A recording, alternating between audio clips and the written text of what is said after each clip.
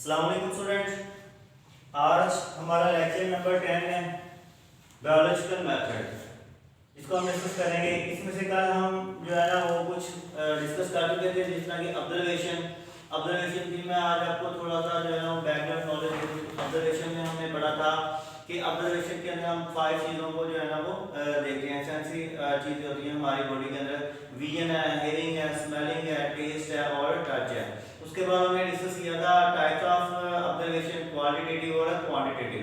Qualitative में हमने जिस तरह कहा था कि वो किसी भी चीज़ की क्वालिटी को शो करते हैं।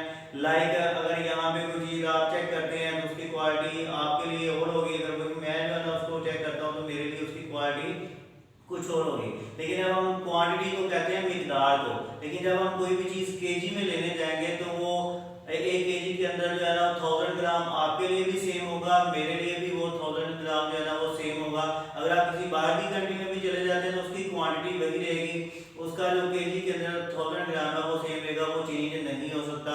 और नेक्स्ट स्टूडेंट हम डिस्कस करेंगे, उसके बाद स्टेप आ जाता है हाइपोथेसिस। हाइपोथेसिस में मुशाहदात करने के बाद हम जो है ना क्या करते हैं कि टेंटेटिव एक्सप्लेनेशन जो है ना वो ऑब्जर्वेशन को हम हाइपोथेसिस कहते हैं। यहाँ पे टेंटेटिव का मतलब ये होता है कि जो चीज हमारे पास अभी अनटेस्टेड है, जिस पर अभी तक कोई टेस्ट नहीं किया गया, उसको हम टेंटेटिव कहते हैं। यहाँ पे आपने एक समझे कि एक टेंटेटिव आइडिया लेना होता है कि ऑब्जर्वेशन के बारे में कि आइडियल ऑब्जर्वेशन ये हो सकती हैं, ये हो सकती हैं। उसके बाद हमारे पास दो मेथड है, हम अपने जो हाइपोथेसिस है उसको फॉर्मुलेट करते हैं। नंबर 1 पे हमारे पास आ जाता है डिडक्टिव रीजनिंग, नंबर 2 पे आ जाता है इंडक्टिव रीजनिंग। डिडक्टिव रीजनिंग में हम स्टूडेंट मूव करते हैं फ्रॉम जनरल टू स्पेसिफिक। अब जनरल टू स्पेसिफिक किस तरह हम मूव करेंगे इसके अंदर, फॉर एग्जांपल हम कंक्लूजन्स को ड्रा करते हैं कि जितने भी हमारे पास परिंदे हैं उनके पर होते हैं, ऑल बर्ड्स हैव विंग्स। ये एक जनरल सी बात है हमारे पास, ये हमारे पास क्या है, एक जनरल सी बात है। उसके बाद हम कहते हैं कि स्पैरो इज अ बर्ड, जो चिड़िया है एक बर्ड है, परिंदा है, तो स्पैरो हैव विंग। अब यहाँ पे हम क्या कर रहे हैं, सिर्फ स्पैरो को स्पेसिफिक कर रहे हैं, स्पेसिफाई कर रहे हैं कि स्पैरो जो है वो बर्ड है और उसके अंदर जो है ना वो साथ उसके विंग्स भी होते हैं। तो पहले हमने ऑल बर्ड्स की बात की, ये एक जनरल बात थी। उसके बाद हमने इसको स्पेसिफाई कर दिया, खास कर दिया, उसके बाद हम कंक्लूजन्स को ड्रा करते हैं। तो डिडक्टिव रीजनिंग में हम मूव करेंगे जनरल टू स्पेसिफिक। उसके बाद इंडक्टिव रीजनिंग में क्या करते हैं, move from specific to general.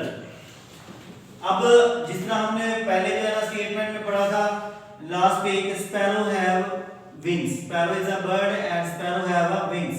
Sparrow एक बर्ड है और उसके साथ उसके विंग होते हैं। ये एक हमारे पास क्या थी, स्पेसिफिक जो है ना वो स्टेटमेंट थी। उसके बाद हम बात करते हैं eagle, parrot, crow also birds. हमारे पास जो ईगल है जो है वो, उसके बाद जो पैरट है वो, जो उसके साथ क्रो है, ये सब जो है ना वो बर्ड है। अब हम इसकी बात करते हैं ऑल बर्ड्स हैव विंग, ये जितने भी बर्ड्स हैं इनके पर होते हैं। तो यहाँ पे हमने पहले स्पेसिफिक की बात की, उसके बाद हम जनरल की तरफ जो है ना वो मूव किए। ये सारा काम करने के बाद डिडक्टिव और इनडिडक्टिव रीजनिंग को साथ साथ हम क्या करते हैं कि हम ड्रा करते हैं कंक्लूजन्स को। जब आप ड्रा करते हैं कंक्लूजन्स को तो हम वहां पे दो वर्ड का इस्तेमाल करते हैं, इफ और देन, कि अगर ये ऐसा है तो देन ये क्यों है। जिस तरह के आपने 9th क्लास में भी पढ़ा होगा कि इफ द कॉज ऑफ, जो हमने class if the Plasmodium is the cause of malaria, पहले आपने कहा कि अगर जो है ना प्लाज्मोडियम जो है वो मलेरिया की कॉज है, then plasmodium should be present in the malarial patient. तो वहां पे हमने क्या किया, इस्तेमाल किया इफ और देन को इस्तेमाल किया।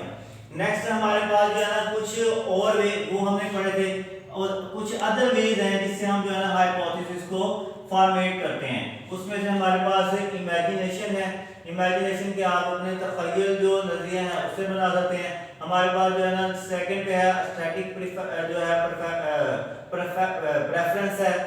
स्टैटिक प्रेफरेंस में आप जो है ना वो कर सकते हैं हाइपोथेसिस को फॉर्म। उसके बाद नंबर 3 पे हमारे पास रिलीजियस एंड फिलोसॉफिकल आइडियाज हैं, इससे आप हाइपोथेसिस को जो है ना वो कर सकते हैं। उसके बाद नंबर 4 पे है कंपैरिजन विद अदर प्रोसेसेस। आप कंपैरिजन करके जो है ना वो नेम पेज पे जो है ना वो बना सकते हैं। उसके बाद discovery of one thing while looking for some other thing. ये हमारे पास कुछ पॉइंट्स हैं जिनसे हम जो है ना वो कुछ और हाइपोथेसिस को ड्रा कर सकते हैं। नेक्स्ट हमारे पास पूरा याद है टेस्टिंग ऑफ हाइपोथेसिस। अगर आपने हाइपोथेसिस को क्रिएट किया तो आपने उसके बाद क्या करना है, उसको टेस्ट करना है। तो this hypothesis test by repeated experiments. आप बार-बार एक्सपेरिमेंट करते हैं उसके ऊपर ताकि हम उसको टेस्ट कर सकें। उसके बाद हमारे पास रिजल्ट आ जाते हैं।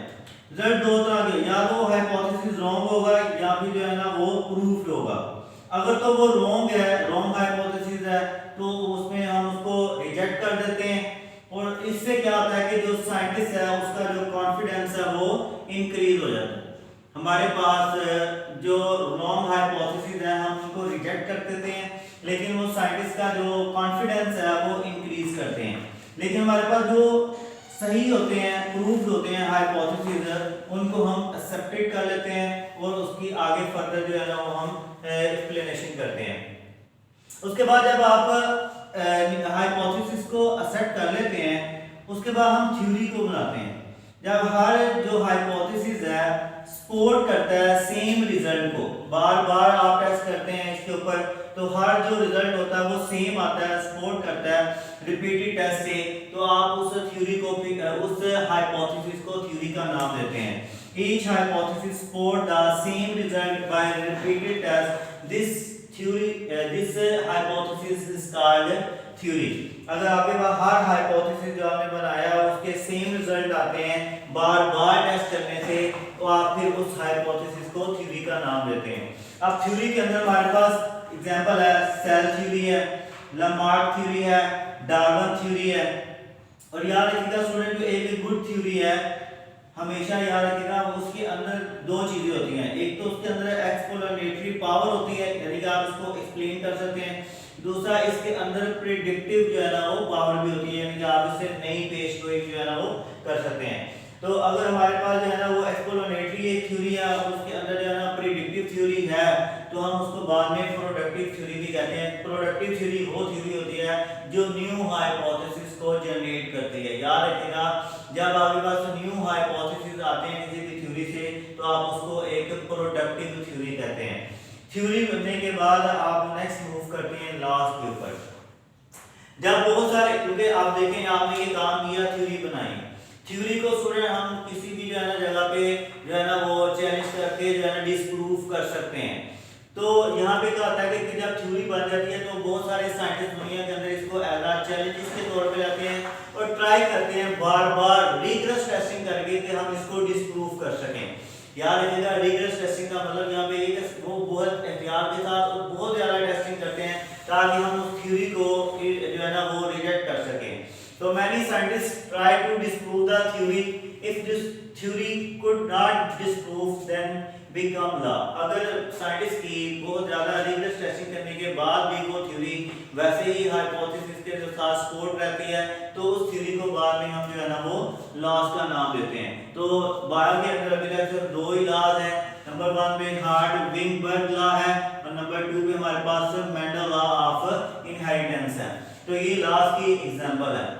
याद रखिएगा, जो हमारे पास एक लॉज है ये इररिफ्यूटेबल जो है ना वो थ्योरी होती है, यानी कि जिसको आप कभी भी डिस्प्रूव नहीं कर सकते। वो जब बन जाता है तो लॉज को आप कभी भी चैलेंज नहीं कर सकते। हाँ, लेकिन आप थ्योरी को चैलेंज करके आप इसको डिस्प्रूव कर सकते हैं, लेकिन लॉ को आप चैलेंज करके डिस्प्रूव नहीं कर सकते। तो यहाँ तक हमारा आज का टॉपिक था बायोलॉजिकल मेथड। तो नेक्स्ट इंशाल्लाह फिर पढ़ेंगे। अस्सलाम वालेकुम।